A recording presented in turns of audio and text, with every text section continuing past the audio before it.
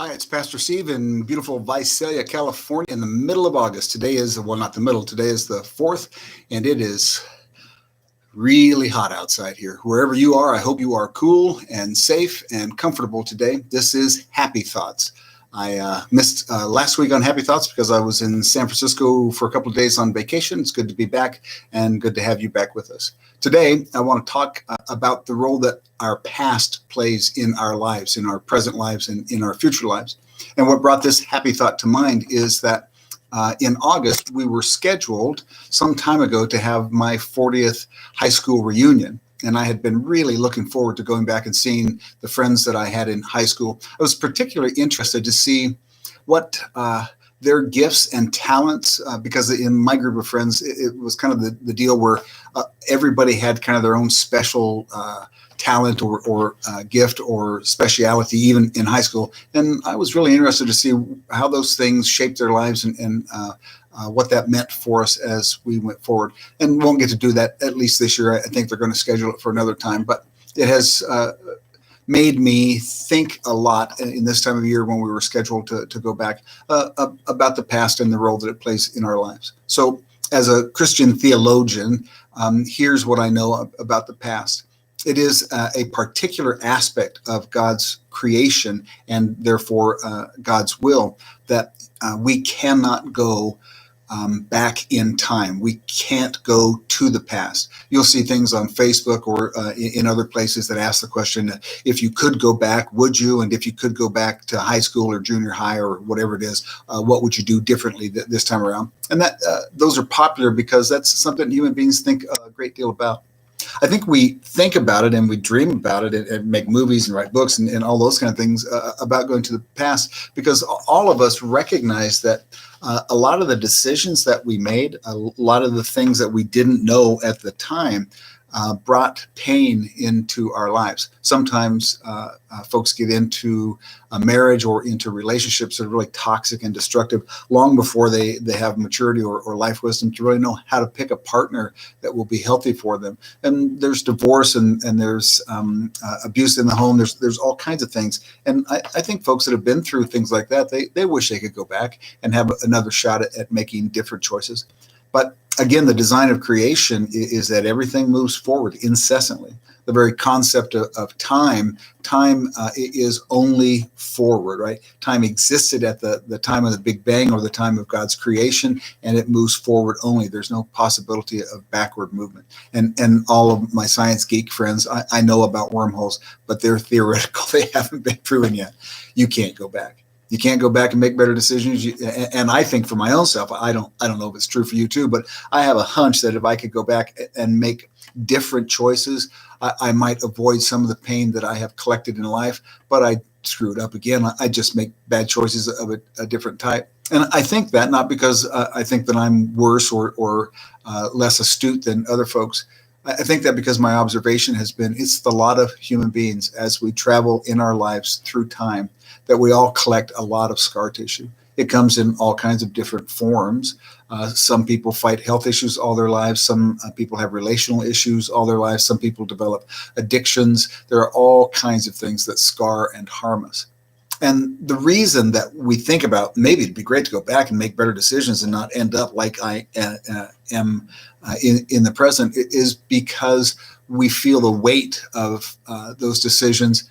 And very frequently, the truth is we haven't discovered how to just let them be, how to let the things that have harmed us or shaped us in the negative. It's a really hard thing for human beings to figure out, how do I just let that be?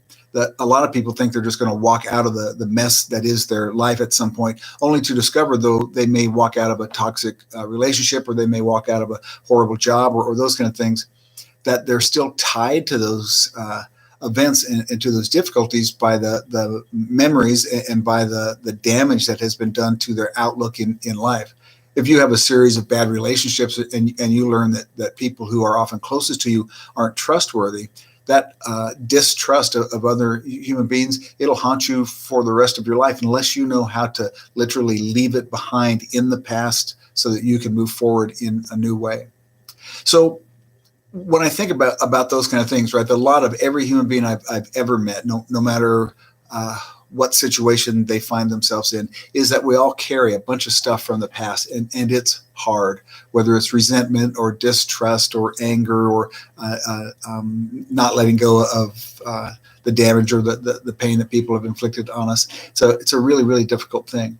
And I try to conceive of Christianity as it has unfolded for me anyway, in a lot of different ways. And I can say that in my fifth decade, I'm in my 50s now, 58 this year, one of the things that's happened over the last 10 years in my life is that it has become obvious to me that a part of what God does in his relationship with his followers is he literally teaches us step by step, systematically, over time, how to loose the things that have haunted us for so long, how to not get rid of the scar tissue because it'll always be there, but how to leave the weight of the past behind so that we're free and we're lightened to move into a much brighter future, as well as to simply enjoy ourselves more in the present. Now, there are some in the Christian community and in the religious community in general who talk in miraculous tones about, right, the second I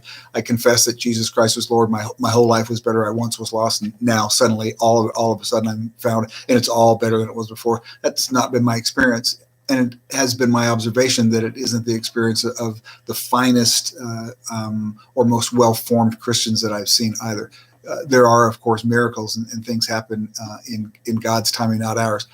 But for most people, the walk of discipleship, once you become a Christian, it really is a walk forward into a new way of understanding life. And as a part of that walking forward, the insistence of God is that you learn to cut the past and leave it behind. That is to say, that you learn to forgive, that you learn to operate in grace, that you learn to make peace with the way that your life has gone, so that you don't want a different life and a different history, but you can accept what you have and you can move forward, not bound by the tortures of your own past. That's what it's been like for me as a Christian. And I kind of like thinking about it and talking about it in that way.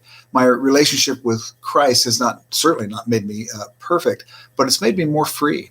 It's made me free in my own personal journey through forgiveness and through coming to understand how it is that I came into my own brokenness, which helps me to see other people who have harmed me or who I have been at odds with. It's easier for me to see how they came into their brokenness too.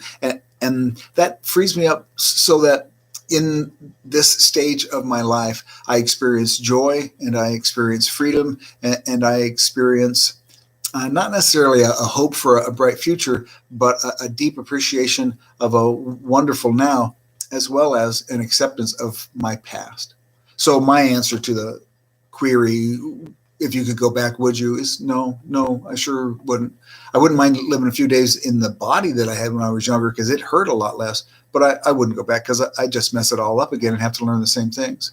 But I will say that I am profoundly thankful that though I can't go back and fix my past, God has really taught me through the lessons of the 4 steps of forgiveness and through mending the soul and through just discipleship and trying to follow Jesus in the way he asked. He's really taught me to let the past go so that I can move into the future. So if you're a high school buddy and you're watching this, drop by the Facebook page, Steve Creel on Facebook, or email me at the church, Pastor Steve, VUMC at gmail.com. Let me know where your gifts and your graces took you and what you're doing in your life. I look forward to the time we'll be able to get together and compare notes and see what blessings God has bestowed on all of us. And for those who aren't my high school buddies, and there's a lot more of you that aren't in that chapter of my life than are, think about it a little bit, right? How much of what burdens you and maybe makes you feel a little less hopeful or feel dire about the future is in fact the idea that you're somehow carrying the weight of the past. The good news is you don't have to. You really don't have to. And the better news is that there's a systematic, absolute path to walk that allows you to learn how to trust God and how to let those things go so that you can experience the life that he created you for. Those are my happy thoughts for this week. I'll have more for next week. In the meantime, keep yourself cool and enjoy what you can of summer. Thanks. Bye-bye.